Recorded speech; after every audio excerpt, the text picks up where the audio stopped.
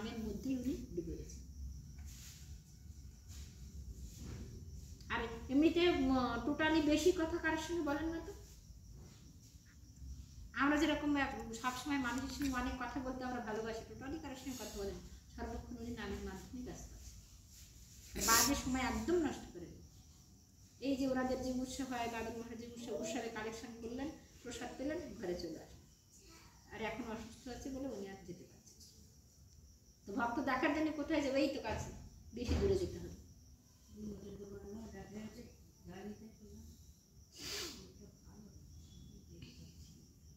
চেহারামতে প্রভু গয়ানি বিদ্যা রসে সেবক চিনিতে না রে অন্যজনে কিসে। বলছে মহাপ্রভু কিভাবে চিনবেন? চিনতে পারবে না। বলছে স্বয়ং যে সেবা, যে প্রত্যেক দিন সেবা করছে, বলছে সেই তো চিনতে পারছে না, তাহলে অন্যজন কিভাবে চিনবে? বলছে আজকে আমরা ঠাকুরের চরণে থেকে আমরা সেবা করছি ঠিকই কথা, কিন্তু তার কাছে থেকে আমরা তাকে চিনতে পারছি না, তাহলে এবার অন্যজন কি করে চিনবে? তো যাবে, চেনা যাবেন না মনে হয়, একটু সময় লাগবে। আর বলছে ভগবান ভক্তিতে বশীভূত হয়ে যায়।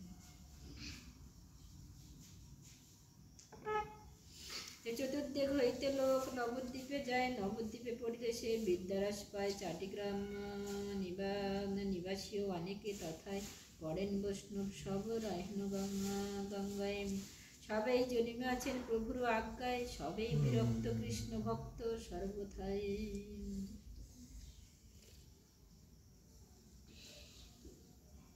চাটিগ্রাম চত্বর হচ্ছে বাংলাদেশের যে চট্টগ্রাম, এখানে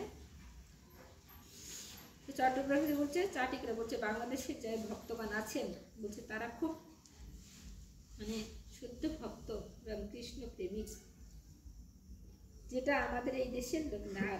মহাপ্রভু কি করলেন? এক এক জায়গায় তার এক এক ভক্তকে রেখে দিয়েছে। কেন? তো সেই দেশের মানুষ কিভাবে উদ্ধার হবে? বলছে হরি কথার মাধ্যম দিয়ে তারা উদ্ধার হবে।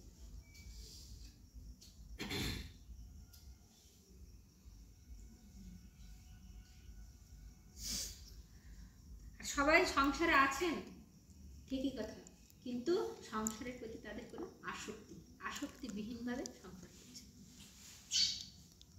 বলছে তুমি সংসারে থাকবে, কিন্তু তুমি একেবারে সংসারের মধ্যে ডুবে যাবে না, একটু ভাসা ভাসা থাকবে। বলছে সংসারের ডালটা তুমি বেশি ঝুলিয়ে দিও না, ভগবানের ডালটা তুমি একটু বেশি ঝুলিয়ে দাও, সংসারের ডালটা একটু উজ্জ্বল। সংসারে যে দায়িত্ব কর্তব্য যেগুলো থাকবে সেগুলো নিশ্চয়ই পালন করবে, কিন্তু সেই সঙ্গে সঙ্গে তোমার হরিভজনের দিকটা তুমি ঠিক রেখে দেবে। সংসারের তুলনায় বলছে হরিভজনের ডালটা তুমি একটু বেশি করে ঝুলিয়ে রাখবে। যে কেন ঝুলিয়ে রাখবে? বলছে এই দুর্লভ মনুষ্য জীবন ছাড়া তুমি অন্য জীবনে আর ভগবানকে পাবে। বলছে আমরা এই যে জন্মগ্রহণ করেছি, এই জীবনে যে আসলাম, এসে যদি এই জীবনে যদি ভগবানকে না পাই, তাহলে কি করে কি হবে? আমরা বলতে পারবো যে আগের জন্মে কি আমরা কি ছিলাম, বা আবার পরের জন্মে কি হব, মৃত্যুর পরে আমরা কোথায় যাব? না, এটা কি আমরা বলতে পারবো? কেউ বলতে পারবে না। তাহলে অনিশ্চয়তা।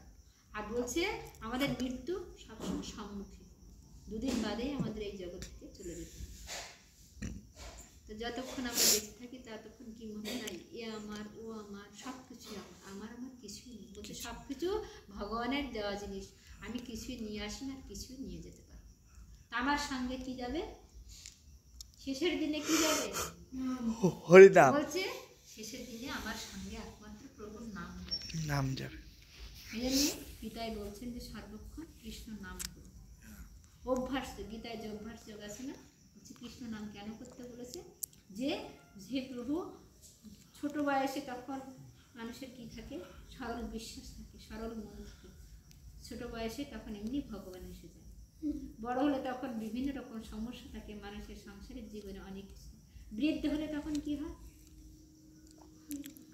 বৃদ্ধ হলে তখন কি হয়? তখন মানুষ চোখে দেখতে পাবে না, কানে শুনতে পাবে না, নাম করতে ইচ্ছা করবে না, বিভিন্ন রকম রোগ ব্যাধিতে পরিপূর্ণ হয়ে যাবে।